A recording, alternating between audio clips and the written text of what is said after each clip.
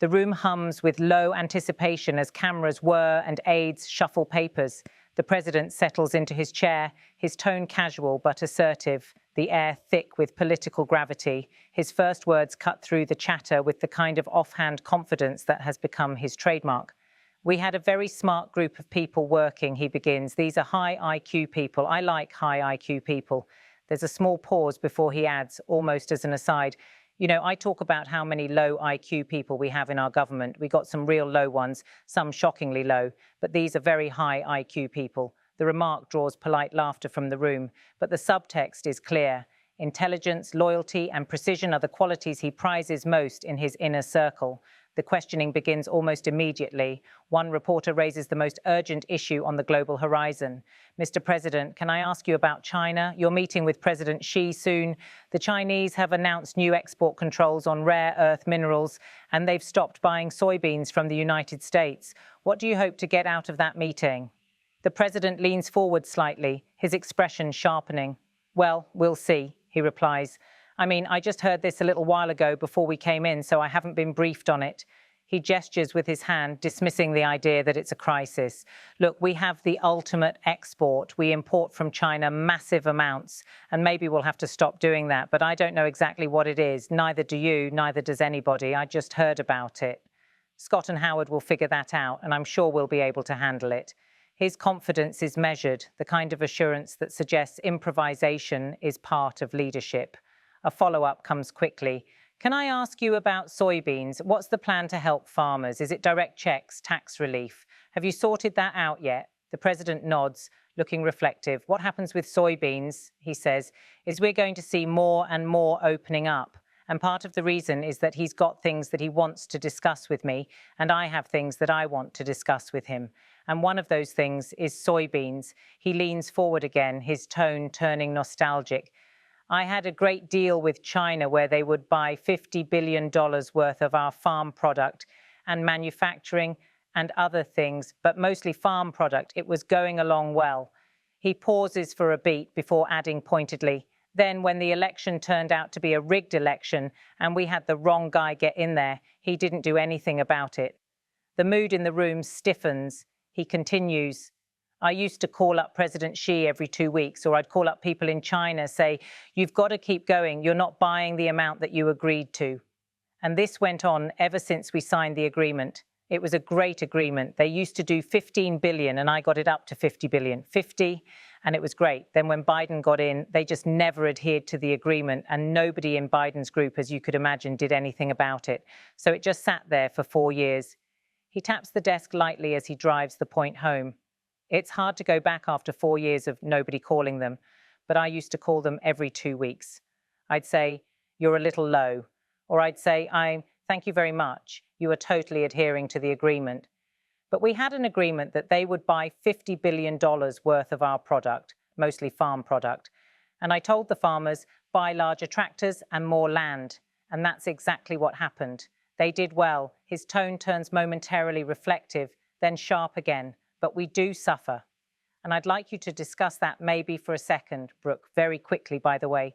The Agriculture Secretary, seated to his right, adjusts her microphone. Yes, sir, she begins, her voice steady. But would you just talk about how Biden let us down? The president interjects.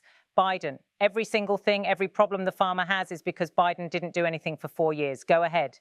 She nods. No, I think that's right. This president has been unequivocal in his support of the farmers. First of all, in term one, we worked on it so hard and opened up markets, but especially this term. She pauses briefly before continuing. Here's what everyone has to understand. The farm economy is in a very uncertain time, but that isn't because of the current trade negotiations, although certainly the China part is part of that. What we inherited was a slew of issues. When we left Trump 1, we had an agriculture trade surplus. When we came back for Trump 2, it was a $50 billion deficit. That isn't everything. That's just agriculture. She flips through her notes, then continues with controlled intensity. The cost of inputs for our farmers increased on average between 30 and 38%. That includes fertilizer, fuel, interest rates, and labor. All of this came about under Joe Biden. A 47% increase in the cost of labor. which the Secretary of Labour and I are now working to address. Fuel is coming down, thank you. Interest rates, thankfully, are coming down too. But a 73% increase in interest rates for our farmers meant they couldn't get loans to move forward. The President listens intently, nodding as she speaks. She continues, the tone more hopeful now. That's all really important. And I think we have to realise what the President's commitment is, that we are moving into an era of rural prosperity, a golden age for our farmers in rural America. The trade renegotiations and realignment that Jameson and Scott and Howard have led with the President's leadership is unlike anything that's happened in the history of our country. Her words quicken with energy. Those who will benefit the most are the original Americans, our farmers and our ranchers. The President has committed that if we need a bridge, he has talked about that to get us from the Biden years to the new Trump era. That's what we're working on every day. We've got to get the government reopened so that we can move forward. And once we do, we'll be able to roll out a significant program to help our farmers long term. The President leans back, clearly pleased, as she continues. We have to change this hamster wheel of government, she declares. We've got to ensure that the farmers have the market to sell, and it's a national security issue, onshoring a lot of the food as well. She glances toward him. Okay, sir, thank you. The President smiles faintly.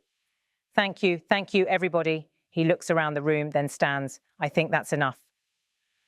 The country is doing very well. Thank you very much, everybody. His tone lightens and the staff begins to stir. Are you still open to... One aide begins to ask, but he cuts her off with a gentle wave. Thank you. Let's go. Thanks, guys. Let's go. Head out. The press corps begins to gather their things as security ushers them toward the exit. Right this way, someone says. Thanks, guys. Grab the camera. We can come back. The President nods to a few in the room as he walks away, leaving a trail of murmured questions behind him. As the door closes, the narrative of the moment becomes clear. Part defiance, part confidence, part performance. Beneath the polished exchange lies a layered story of economic uncertainty, political rivalry, and personal conviction. In tone and substance, the President's remarks project authority through improvisation. He doesn't dwell on the technical specifics of China's export controls or the exact shape of a new farm relief package. Instead, he frames the entire discussion through his own narrative of action and neglect. His era was decisive, his successors was complacent. The dynamic is binary, success versus failure, vigor versus passivity. The rhetoric around intelligence sets the mood. When he opens by contrasting high IQ with low IQ people in government, it's more than humor. It's an assertion of cultural control. Intelligence becomes not a measure of education, but of loyalty and sharpness, an allegiance to the leader's instinct rather than to bureaucratic consensus. The description of his team as very smart and high IQ reinforces his belief that governance thrives on intuition and strength rather than institutional procedure. The trade issue with China underscores the delicate balance of economic interdependence and political theatre. When he says, we import from China massive amounts, and maybe we'll have to stop doing that, he is not announcing a concrete policy, but signalling leverage. It's an improvisational threat meant to project dominance regardless of economic realism. By framing it as a decision that could be made if necessary, he reinforces his preferred image that the US under his leadership negotiates from a position of strength. The reference to his prior agreement with China, where Beijing allegedly committed to buying $50 billion in US farm products, serves as the centerpiece of his argument. He treats it as proof of personal deal-making prowess and as a symbol of what was lost under his successor. When Biden got in, he says, they just never adhered to the agreement. It's an indictment delivered with repetition and certainty, designed to cement causality. Economic stagnation equals political negligence. But beyond the rhetoric, the moment reflects real anxiety within the farm economy. Soybean exports to China, one of the largest markets for US agriculture, have indeed fluctuated amid trade tensions, tariffs, and shifting demand. Rising input costs, fertilizer, fuel, and labor have squeezed profit margins across the Midwest. The Secretary's litany of percentage increases translates into lived pressure for families who depend on seasonal yields and credit lines. Her insistence that we're moving into an era of rural prosperity is both promise and persuasion, a political necessity as much as an economic plan. The notion of rural prosperity evokes nostalgia for an America where agriculture was both livelihood and identity. By calling it a golden age for our farmers, the administration reclaims a narrative of national renewal rooted in the soil. It's an ideological project as much as an economic one. Framing farm recovery as a national security issue elevates it further. It's not merely about crops and prices, but sovereignty and resilience. Onshoring a lot of the food becomes shorthand for autonomy, for disentangling from global dependence. In tone, the entire exchange has the cadence of a campaign more than a press briefing. The president and his secretary echo each other's refrains, emphasizing continuity, restoration, and personal commitment. The numbers, 47%, 73%, $50 billion, serve as punctuation marks rather than policy details. The message is emotional, almost cinematic. America, once great, was betrayed by incompetence. Now it is poised for revival. There's also a subtle choreography at play. When the president invites Brooke Rollins to speak, I'd like you to discuss that maybe for a second, Brooke, very quickly. It's both delegation and direction. She validates his critique, frames it in bureaucratic terms, and translates grievance into governance. The moment captures how this administration crafts narrative continuity. The president delivers broad strokes. His aides supply the data that make them sound like plans. The end of the exchange, abrupt and unscripted, feels almost theatrical. Thank you, everybody. I think that's enough. The line lands like a curtain call, and the movement of staff and cameras signals closure. As the reporters are ushered out, grab the camera, we can come back. The sense is that the real work, or perhaps the real conversation, begins once the doors are closed. What remains is the echo of certainty. The country is doing very well, he insists, even as questions linger about trade volatility, farm debt, and the wider economy. The optimism is absolute, untempered by caveats or complexity. In this, he mirrors his governing style, assertive, declarative, and deeply personal. Success, in his telling, is not a function of policy mechanics, but of willpower and belief. The scene illustrates a political language that thrives on contrast. Every mention of Biden functions as a foil, an antithesis to action. Every invocation of farmers becomes shorthand for authenticity and patriotism. When the secretary talks about building a bridge from the Biden years to the new Trump era, she isn't just describing agricultural transition, she's defining a moral and political reset. Behind the polished delivery, however, the broader reality of US-China trade remains complicated. Chinese demand for American soybeans fluctuates due to market diversification, domestic stockpiling, and alternative sourcing from Brazil and Argentina. Rare earth mineral controls are part of Beijing's strategic leverage amid global supply chain competition. And while US exports have faced headwinds, the overall agricultural deficit is driven by multiple structural forces, not solely by presidential policy. Yet in this room, nuance gives way to narrative.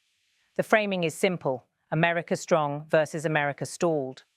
The president's repeated insistence on personal communication, "I used to call up President Xi every 2 weeks," underscores his approach to diplomacy as a relationship between individuals rather than institutions. It suggests that deals are forged through direct engagement, not bureaucratic machinery. In that telling, his absence meant drift. His return signals renewal. The anecdote, whether literal or rhetorical, reinforces his claim to singular efficacy.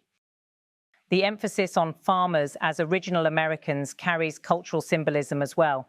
It situates rural America at the heart of the nation's identity, elevating them from economic actors to moral representatives. By promising a golden age, the administration appeals not only to their material needs, but to their sense of dignity, a constituency long courted as both symbol and base. Throughout the exchange, there's an undercurrent of nostalgia, not for a bygone past, but for a time when power seemed more direct, when one phone call could reshape markets. It's that sense of personal command that defines his rhetoric. Government as extension of self, success as reflection of will. "We have to change this hamster wheel of government," the secretary said, and the president's approving nod made clear he agreed. Bureaucracy in this worldview is the obstacle. Intuition and speed are virtues, yet even as the conversation ends, the broader stage looms. China's leverage in rare earths threatens not just agricultural trade, but the foundations of high-tech manufacturing. Soybeans, once a symbol of steady commerce, are now a pawn in a larger geopolitical chessboard. And American farmers caught between tariffs and inflation must navigate promises and uncertainties alike. The president's words, "The country is doing very well," are aspirational as much as factual. Still, his message resonates with his audience. The notion that America's struggles stem from weakness, that strength can restore fairness, and that leadership is a matter of resolve, not restraint. The rhythm of his speech, a mix of anecdote, repetition, and defiance, turns complexity into conviction. To his supporters, that is clarity. To his critics, it's oversimplification. But to the millions watching, it's unmistakably his voice. As he exits, the murmur of conversation resumes, aides whispering, staff gathering notes, the echo of camera shutters fading. What remains is an image of confidence under pressure, a leader who insists on personal control, even in uncertainty.